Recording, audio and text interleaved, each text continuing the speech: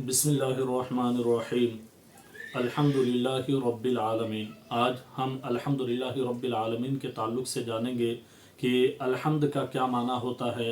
लिल्लाह यानी लफ्ज़ अल्लाह जो है इसका क्या माना है, रब का क्या माना है और आलमीन का क्या माना है। तो आइए सबसे पहले हम जो है अल्हम्द यानी लफ्ज़ हम्द की तारीफ़ जानते हैं कि लफ्ज़ हम्द कहते क्या हैं और इसका इस्तेमाल कब होता है।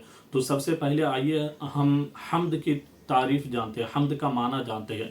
तो हम्द का माना है किसी की इख्तियारी खूबियों की बिना पर उसकी तारीफ़ करना, और शुक्र कहते हैं किसी के एहसान के मुकाबले में ज़बान, दिल, आज़ा से उसकी ताज़ीम करना। और हम जो इस्तेमाल करते हैं, अक्सर जो लफ्ज़ हम्द का इस्तेमाल करते हैं वो उस वक्त करते हैं जब अल्लाह तबारक व ताला की जानिब से हमें कोई नेमत हासिल हो। तो यानी लफ्ज़ हम्द का इस्तेमाल शुक्र की जगह पर भी किया जाता है। अब आइए हम जानते हैं अहादीस के ज़रिए हम्द के फ़ज़ाइल जानते हैं कि हम्द के क्या फ़जीलतें हैं।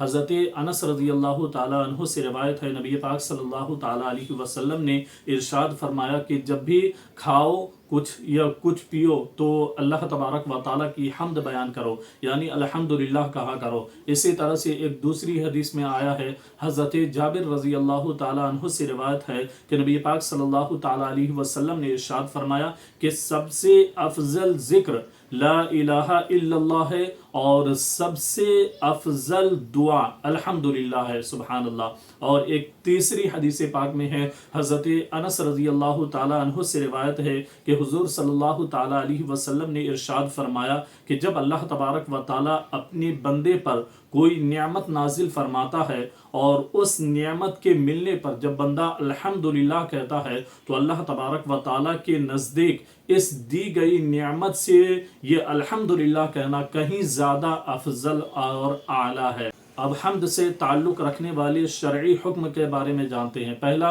ये कि खुतबा में अल्हम्द ये जो है जो वाजिब है। हम्द क्या है खुतबा में, ये वाजिब है। दूसरा, खाने के बाद अल्हम्दुलिल्लाह कहना ये मुस्तहब है।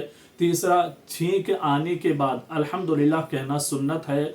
और बाज़ जगहों में अल्हम्दुलिल्लाह कहना हराम है, और बाज़ जगह ऐसे भी है कि जहां अगर कोई हम्द करता है तो ये कुफ्र तक पहुंच जाता है। अब आइए हम जानते हैं लिल्लाह। हम्द के बारे में हमने जान लिया, अब लिल्लाह के ताल्लुक से जानते हैं कि तमाम तारीफ़ें अल्लाह के लिए। तो ये लफ्ज़ अल्लाह के क्या माना है। तो लफ्ज़ अल्लाह जो है वो अल्लाह तबारक व ताला का इस्म ज़ाती है, यानी ज़ाती इस्म है, और इसके जो है कई माना बयान किए गए हैं।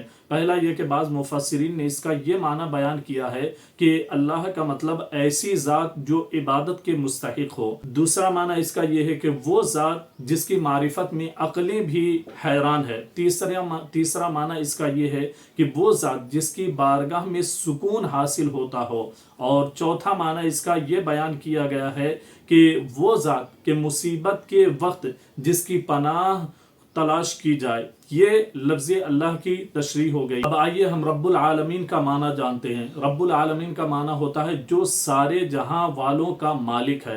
लफ्ज़ रब के कई माना बयान किए गए हैं, उनमें से एक सैयद भी है और एक मालिक भी है, माबूद भी है और मुस्लिह यानी इस्लाह करने वाला और बतदरीज मर्तबा कमाल तक पहुँचाने वाला। इसके रब के ये माना है। और आलमीन का माना ये है कि अल्लाह के अलावा हर मौजूद चीज़ को आलमीन कहते हैं, और जो आलमीन के अंदर है उसको मखलूक कहते हैं। जैसे इंसान है, चरिंद है, परिंद है, दरिंद है, यानी जितने भी चीज़ें आलमीन के अंदर है वो तमाम चीज़ें अल्लाह तबारक व ताला के मखलूक़ात में शुमार है।